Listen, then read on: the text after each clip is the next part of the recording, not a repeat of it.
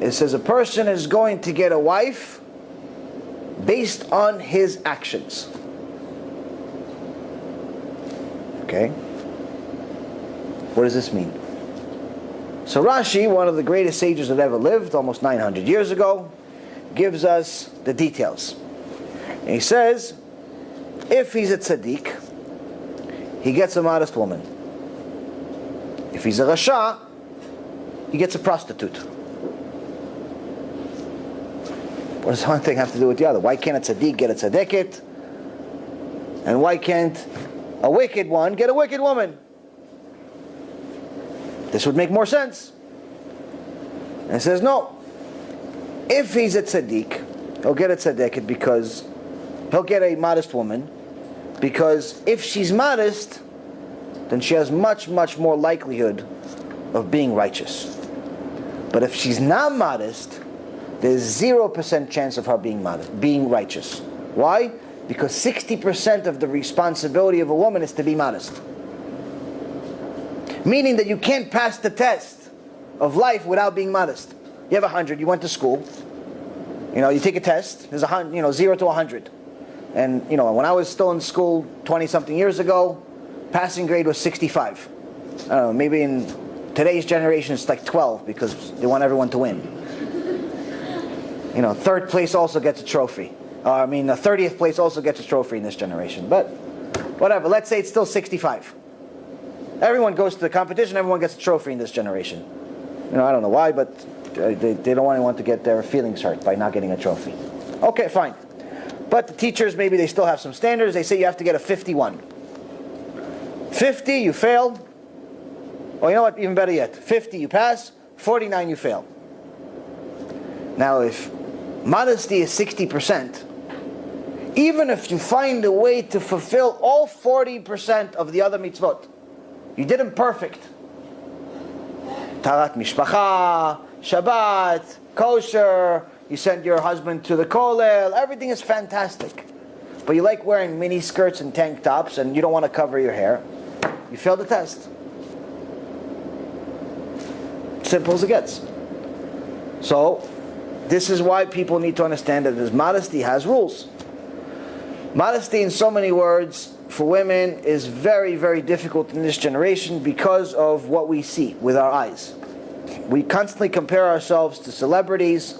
We constantly compare ourselves to superstars. And we constantly compare ourselves to everything we're not supposed to compare ourselves to.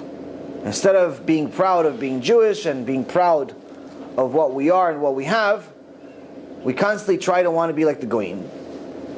And this creates serious problems. Because if we're comparing ourselves to one of these movie stars, then we're going to want to look like them.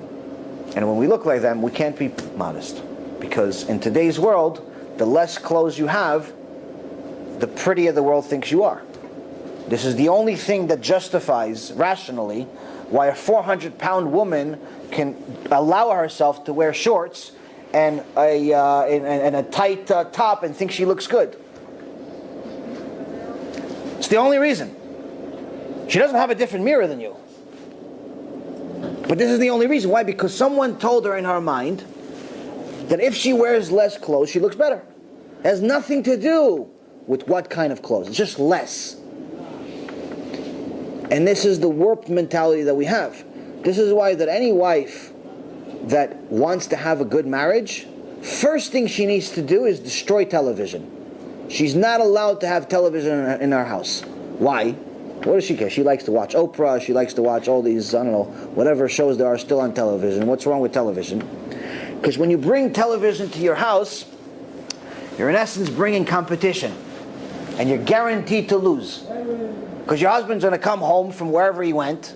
He's going to put on television. And if anyone ever watched television, Baruch Hashem, I haven't watched it for a few years, but I'm sure it's still the same. There's no one ugly on TV. Even the ugly people are good looking. So your husband is there. He's eating the steak you slaved over. He's shooing the kids that you were praying to have. He's just thinking about, I just want to be left alone and watch TV, watch the game, watch a bunch of people throw a ball. watch some show that talks about money, whatever. Waste his life doing something, watching TV. And a commercial comes on.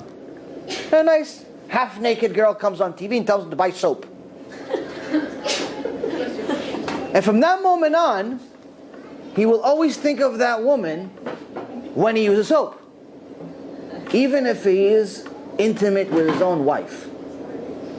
And any man that has a backbone will admit that if you've ever seen an immodest woman, there are specific times you think about them.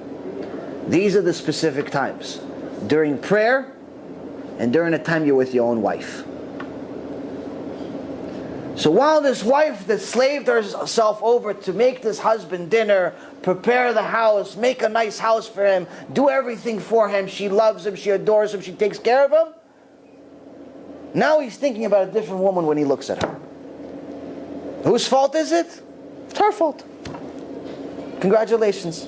You're married to somebody who doesn't even look at you. So when you bring a TV to your house, you're bringing competition. And you can't win. Why can't you win?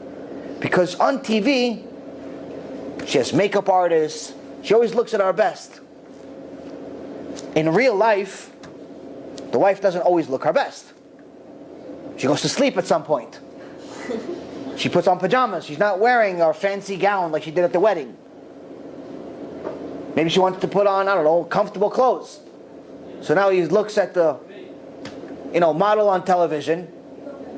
And he looks at his wife. And he looks at the model. And he looks at the wife. He's like, I can get her. Every guy thinks this. Every guy thinks he can get the girl on TV.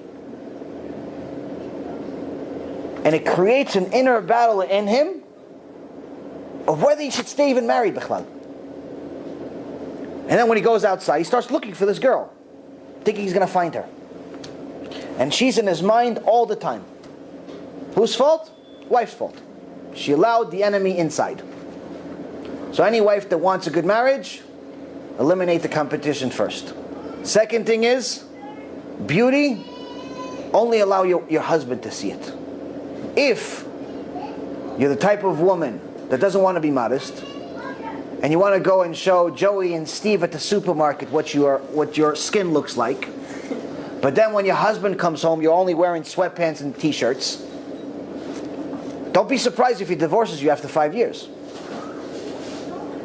Outside to Joey, Steve, and Wilbur, you're looking at your best. Hi, how are you? Yes, thank you for putting my food in my cart with the 8-inch heels. And then your husband comes home, he sees Tisha B'Av. Looks like he just woke up. Who wants to get married to that? So, if you do the opposite, you don't necessarily need to look ugly when you go outside, but look extra special for your husband. And don't show the world the goods. Make sure he knows this is just for you. This is why, one of the many reasons why a Jewish woman is obligated to cover her hair with a scarf or a hat. Because a big part of a woman's beauty is her hair. This is a very big difficulty for women today. But I can tell you that when you do that, you are guaranteeing your husband that you are his. Why? Because he's the only one allowed to see it. When he's the only one allowed to see it, then you're the diamond that you really are. And I'll answer your question in a second. Then you're the diamond that you really are. How do we know? If, let's say, for example, any one of you struck it rich and found a $100 million diamond. $100 million diamond doesn't necessarily need to be that big. Now, would you go in the middle of the street and throw it like a ball, like a baseball, to show it to the world? Probably not, right? What do? You put it in a safe, and you put that safe into another safe, and that safe into another safe, and another safe, and then tell everyone it's inside, but it's really in a different safe. Because you want to protect it. Why can't you protect your beauty? Why can't you show it to the only man that you promised to be with? Why do you have to show it to Steve? Why do you have to show it to Wilbur and Carlos? Why? Why do they have to see you that way? You promised your eternity to be with this man. Why does Carlos have to also see the same thing he sees? And even more so, why are you showing such provocative behavior in front of him? You don't want to be with him, so what's the point? And I can tell you something that happened in the Gemara, and then I'll answer your question. What does modesty mean in the Gemara? Two simple stories. In the Gemara Masechet Brachot, it says if a man that's getting change, he paid for something from a woman, and she has to give him change, she gives him money back. You're allowed to do business with a woman, there's nothing wrong with it. But if he's getting change or giving her change slowly, specifically so he can use that time to look at her, and even if it's just his hands, even if it's just her hands, he can have the mitzvot in the Torah of Moshe Rabbeinu, and he would still have to go to Gehenom for that. That's what modesty means to Hashem. Why? Because she belongs to another. You thief, why are you looking at her? On the other hand, we have one of the greatest sages that ever lived, Rabbi Hanina, and he had a daughter. This is also in the Gemara. A story that happened. He had two daughters. One daughter was married to Rabbi Meir Bar Hanes, which every Sephardic mother knows because we have candles say Rabbi Meir Bar Hanes. And he had another daughter. Both of them were very, very righteous, obviously coming from a great family. But the second daughter, not the one that was married to Rabbi Meir, her name was Buria. Second daughter. One day she was walking in the street, and she noticed that the Goyim were looking at her and they were complimenting her walking.